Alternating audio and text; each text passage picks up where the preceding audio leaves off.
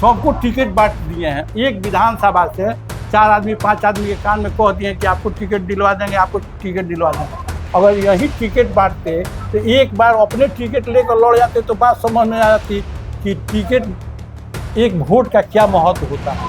न एमपी का चुनाव लड़े हैं आज तक और न ही एमएलए का चुनाव लड़े हैं।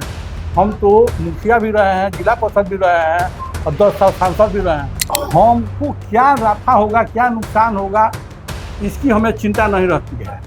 कब हमारा मर्डर होगा, कौन क्या होगा, टिकट कटना तो छोड़िए ना, गर्दन कटना। हम आपको बता 60 साल में यादव को अहिर को बुद्धि आता है ना। आपका जब 60 साल पूरा हुआ है तो बीजेपी के ही कुछ लोग कह रहे हैं कि आपका बुद्धि मतलब भ्रष्ट हो गया है। ठीक है, हमारा भ्रष्ट हो गया है, हमको अपार नुकसान हो जाएगा, उसकी चिंता हमको नहीं है। जो आदमी इस दुनिया में है ये नहीं है, अब उस पर थोपने की क्या ज़रूरत है।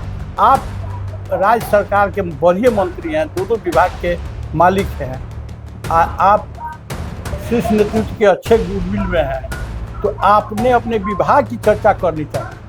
तो कहने का मतलब ये है कि ओम प्रकाश यादव अपनी सारी दुश्मनी सारी भुला दी जो शहाबुद्दीन के खिलाफ था उनके नहीं रहने पर। मैं जानना चाहता हूँ, जनता भी जानना चाहता है। उनके बेटे का नाम आ गया था मर्डर केस में, आपको बता देते हैं, रईस खान नाम दे दिया था। हमने कौन गुनाह कर दिया बताइए? रईस खान नाराज होते हैं तो हुए। अच्छा ये बताइए कि जिस व्यक्ति के आप इतना खिलाफत किए, जिसके खिलाफ एकदम आप सड़क पर थे, आज आप जिंदा बचेंगे कि नहीं बचेंगे ये सब भी आप कहते रहे हैं। अब उनके आप बहुत करीबी और समर्थक हो गए हैं, इसके पीछे का क्या कारण है? शहाबुद्दीन साहब की पत्नी आंचल फैला करके रो रो करके कह रही थी कि मेरा एक लड़का है। हम सभी दल के नेताओं से आग्रह करती हूँ कि घटना के दिन वह दुबई में था अपने परिवार के साथ, हमको इसमें मदद किया जाए, हमारे बेटे के साथ न्याय किया जाए, नहीं तो मैं सीमांत छोड़कर चली जाऊँगी। किसी विधवा के पक्ष में निर्दोष होते हुए भी अगर वह उसको मदद करना गुनाह है क्या?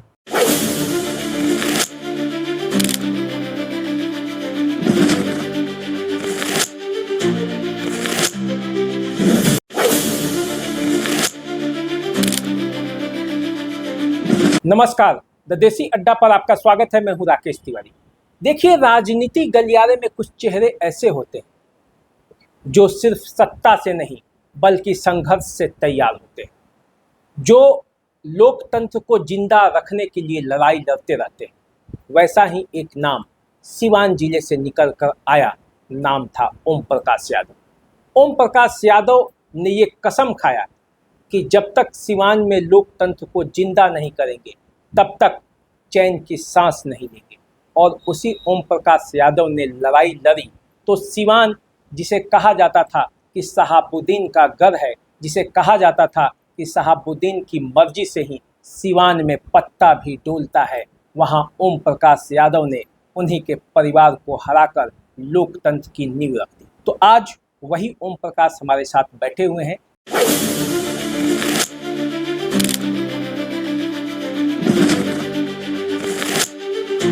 ओम प्रकाश जी, आपका स्वागत है। राकेश जी, आपके चैनल के दर्शकों को, आपके पूरे टीम को मेरी हार्दिक शुभकामना है, प्रणाम है, सलाम है।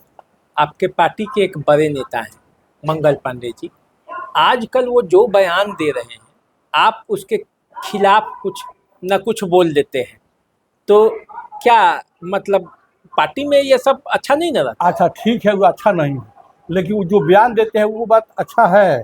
जो आदमी इस दुनिया में है ये नहीं है, अब उस पर थोपने की क्या ज़रूरत है।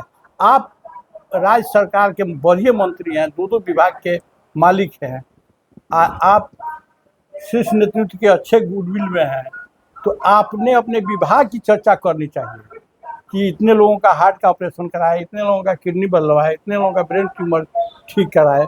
तो आप कह रहे हैं कि शहाबुद्दीन साहब के ज़माने में स्टेशन से, ये बात तो सही है कि शाम हो जाता था तो एसपी साहब कहते थे कि कोई नहीं जाएगा, यहीं रहिए, कल सुबह आप लोग जाइएगा। अरे तो वो तो आप ही के बात का न समर्थन कर रहे थे, जिस व्यक्ति का आप विरोध करते हुए 2004 में कहते तो हम उसका समर्थन करते। हमने तो कहा है कि अगर यही बात 2004 में साबरीन साहब के जिंदा रहते हुए अगर ये बात कहते तो हम इसका समर्थन करते। हमको लगता कि एक आदमी हमारे सपोर्ट में है, तो उस समय हम अकेले लड़ रहे थे, आप कुछ नहीं कर रहे थे। आज वो आदमी इस दुनिया में नहीं रहे, महरूम हो गए, तो आप उनकी नाम लेकर के क्या कहना चाहते हैं? सिवान में कैसे अमन चैन शांति बनी रहे, इसकी बात आप कीजिए ना। तो कहने का मतलब ये है कि ओम प्रकाश यादव अपनी सारी दुश्मनी सारी भुला दिए जो शहाबुद्दीन के खिलाफ था उनके नहीं रहने पर। मैं जानना चाहता हूँ, जनता भी जानना चाहता है। उनके बेटे का नाम आ गया था मर्डर केस में, आपको बता देते हैं, रईस खान नाम दे दिया था। हमने कहा कि एसपी साहब, जिस दिन घटना घटी है दुबई में था रईस खान जी, ओसामा अपने परिवार के साथ, बीवी के साथ दुबई में था। ये पासपोर्ट का कॉपी देख लिया जाए, अगर लगे कि वो लड़का निर्दोष है तो हमको भी एक लड़का है, साबरीन साहब को भी एक लड़का है, अब उसके साथ हमको राजनीति नहीं करनी है। तो एक सप्ताह के बाद उस लड़के का नाम निकलवा दिए। हमने कौन गुनाह कर दिया बताइए? रईस खान नाराज होते हैं तो हुए। अच्छा ये बताइए कि जिस व्यक्ति के आप इतना खिलाफत किए, जिसके खिलाफ एकदम आप सड़क पर थे, आज आप जिंदा बचेंगे कि नहीं बचेंगे ये सब भी आप कहते रहे हैं, अब उनके आप बहुत करीबी और समर्थक हो गए हैं। इसके पीछे का क्या कारण है? क्यों आप उनके इतने हमदर्द? देखिए, हम अथी में मुजफ्फरपुर में चुनाव प्रचार में थे, तो हमने देखा कि विधवा महरूम साबरीन साहब की पत्नी आंचल फैला करके रो रो करके कह रही थी कि मेरा एक लड़का है। हम सभी दल के नेताओं से आग्रह करती हूँ कि घटना के दिन वह दुबई में था अपने परिवार के साथ, हमको इसमें मदद किया जाए, हमारे बेटे के साथ न्याय किया जाए, नहीं तो मैं सीमान छोड़कर चली जाऊंगी। किसी विधवा के पक्ष में निर्दोष होते हुए भी अगर वह उसको मदद करना गुनाह है क्या?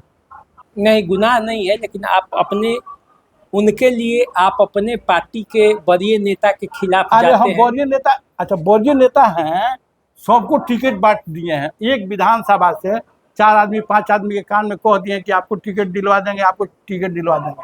अगर यही टिकट बांटते तो एक बार अपने टिकट लेकर लड़ जाते तो बात समझ में आ जाती कि टिकट, एक वोट का क्या महत्व होता है। न एमपी का चुनाव लड़े हैं आज तक, और न ही एमएलए का चुनाव लड़े हैं। हम तो मुखिया भी रहे हैं, जिला परिषद भी रहे हैं, और 10 साल सांसद भी रहे हैं। एक वोट का क्या महत्व है हम समझते हैं।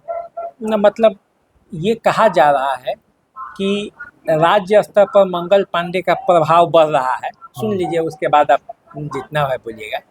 और प्रभाव बढ़ रहा है तो उनके प्रभाव को कम करने के लिए ऊपर से भी कई साजिश हो रही है, और उसी साजिश के आप शिकार हो गए हैं। हमको क्या नफा होगा, क्या नुकसान होगा, इसकी हमें चिंता नहीं रहती है।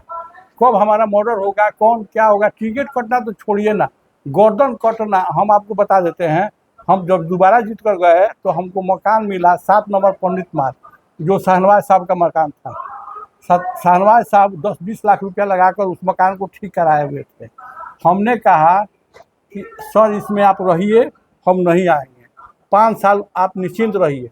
हमने अपना मकान दे दिया। अब भागलपुर का एक लड़का है, वो आकर हमसे कहा कि आप काहे दे दिए मकान शाहनवाज साहब को, आपका टिकट कट जाएगा। हमारा गर्दन भी कट जाएगा ना, तो हम फिर शाहनवाज हुसैन से कहने नहीं जाएंगे कि आप हमारा मकान छोड़िए। हम उसमें से आदमी हैं, हम आगे पीछे सोच कर कुछ निर्णय नहीं लेते। इनका कद बढ़ जाए घट जाए उसकी हमें चिंता नहीं है। सही बात है कि नहीं? एक बात है, कहावत है हमारे यहाँ कि 60 साल में यादव को अहिर को बुद्धि आता है ना।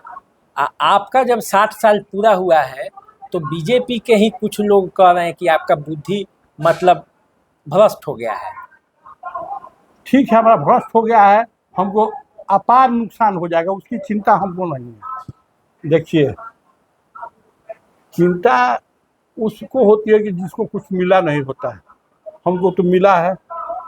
हम 10 साल सांसद रहे हैं, 5 साल जिला परिषद रहे हैं, मुखिया रहे हैं, हम राजनीतिक का बैतरनी पार किए हैं, सारे बेटा बेटी का शादी कर लिए हैं, सारे भाई भतीजा लोगों का विवाह शादी कर लिए हैं, सभी लोगों का घर बना कर दे दिए हैं। यहाँ एक धुर के लिए लड़ाई होता है। तो देखिए, आपका तो बीजेपी के वोटर के साथ अच्छा संबंध रहा है, खास करके ब्राह्मणों के साथ भी आपका अच्छा संबंध रहा है। मंगल पांडे से आपका इतना क्यों जिले में बातें हो रही हैं और आप भी उनके खिलाफ हैं? हम उनके खिलाफ नहीं हैं, जो बोलते हैं गलत बोलते हैं। अगर 2004 में मंगल पांडे जी बोलते तो हम उसका समर्थन करते, क्योंकि उस समय साहब थे और जो कह रहे हैं बात सही है। लेकिन अब कहने का कोई औचित्य नहीं है। आप सरकार में हैं, बड़े मंत्री हैं, आपके जी में बहुत बड़ा काम है।